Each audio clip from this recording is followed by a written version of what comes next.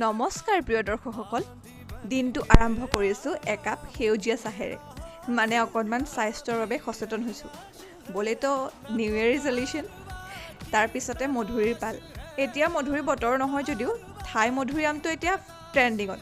সেইবাবে নিজেও খালোঁ আৰু এওঁলোককো খোৱালোঁ। তাৰপিছতে গা পা ধুই আহি ভাতৰ যোগাৰ কৰিবলৈ হ'লেই নহয়। ভাত দালি সাজুৱেই।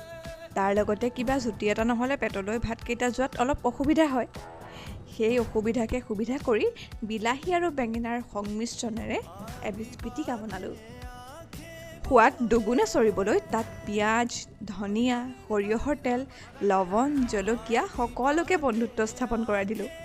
শীতকালি জুতি এনেধৰণৰেই আৰু যিবোৰ মোৰ অতিকৈ প্ৰিয়।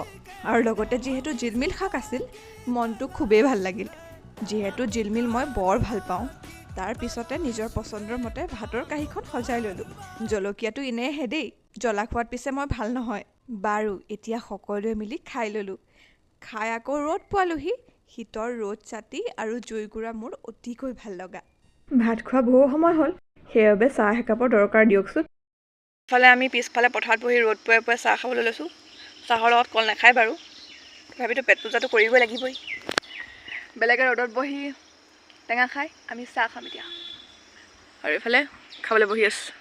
ইমান যে ঠাণ্ডা পৰিছে, সেইবাবে এই লেপ ব্লেংকেটবোৰ ৰ'দত নিদিলে ৰাতি ভালকৈ শুবই নোৱাৰোঁ। ৰ'দটো দিওঁতে সেইকাৰণে ভালকৈ ৰ'দত দি লৈছোঁ। এইফালে ৰাতিৰ সাজৰ বাবে অতি চিম্পুলকৈ মটৰ পনীৰ বনাইছোঁ। আজি মোৰ ভাগত পৰিছে বনোৱা। আৰু তেতিয়াহ'লে আজিৰ মিনি ভ্লগটিৰ পৰা বিদায় মাগিছোঁ।